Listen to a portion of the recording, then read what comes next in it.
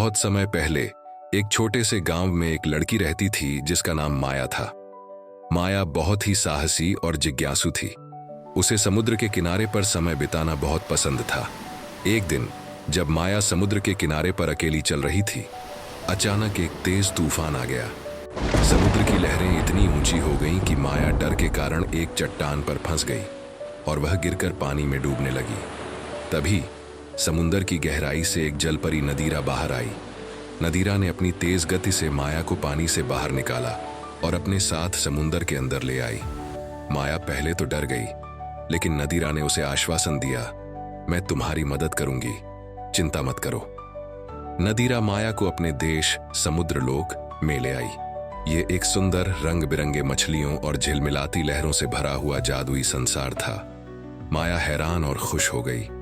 नदीरा ने माया से कहा, यह समुद्र हमारा घर है और यहाँ हम सब सुरक्षित रहते हैं। समुद्र लोक में एक बड़ा और खतरनाक ऑक्टोपस राजो रहता था, जो अक्सर समुद्र के अन्य प्राणियों को परेशान करता था। एक दिन राजो ने समुद्र के शांत क्षेत्रों में अराजकता फैलाना शुरू कर दिया।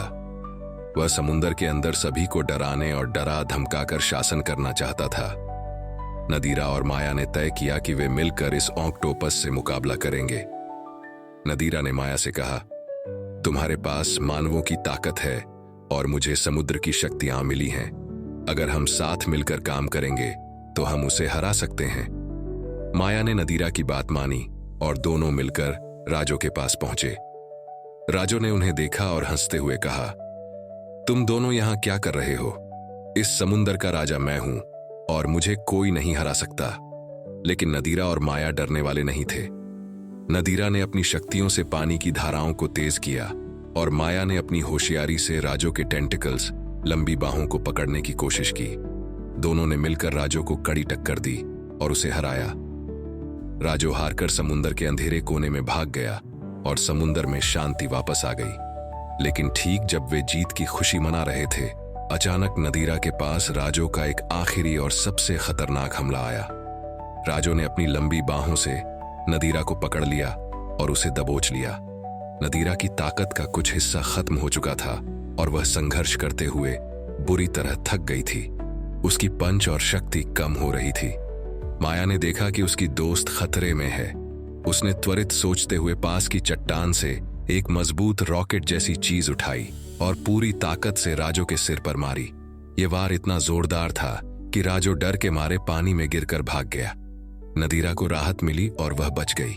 नदीरा ने माया का धन्यवाद किया, तुमने मुझे बचाया माया, तुम सच में मेरी सबसे बड़ी मित्र हो।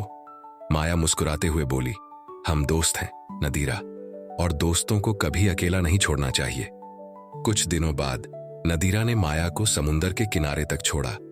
माया को अपने घर लाइट हाउस में वापस जाना था। नदीरा ने कहा, तुम अब हमारे घर को हमेशा याद रखना। जब भी तुम्हें मदद की जरूरत हो, मैं हमेशा तुम्हारे पास आऊंगी। माया ने मुस्कुराते हुए कहा, तुमने मेरी जान बचाई और तुम हमेशा मेरी दोस्त रहोगी। मैं कभी नहीं भूलूंगी कि समुद्र में एक जलपरी ने मेरी मदद की। और इस तरह माया और नदीरा अच्छे दोस्त बन गए। माया ने समुद्र के बारे में बहुत कुछ सीखा और वह हमेशा समुद्र के किनारे अपने लाइट हाउस के घर में बैठकर अपनी दोस्ती की कहानी याद करती थी।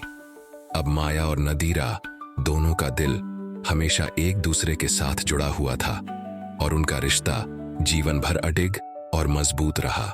अगर आपको कहानी और हमारा प्रयास अच्छा लगा हो तो हमारे चैनल जोड़ी की पौड़ी को लाइक करें, सब्सक्राइब करें और दूसरों के साथ शेयर करना बिल्कुल न भूलें। मिलते हैं अगले वीडियो में।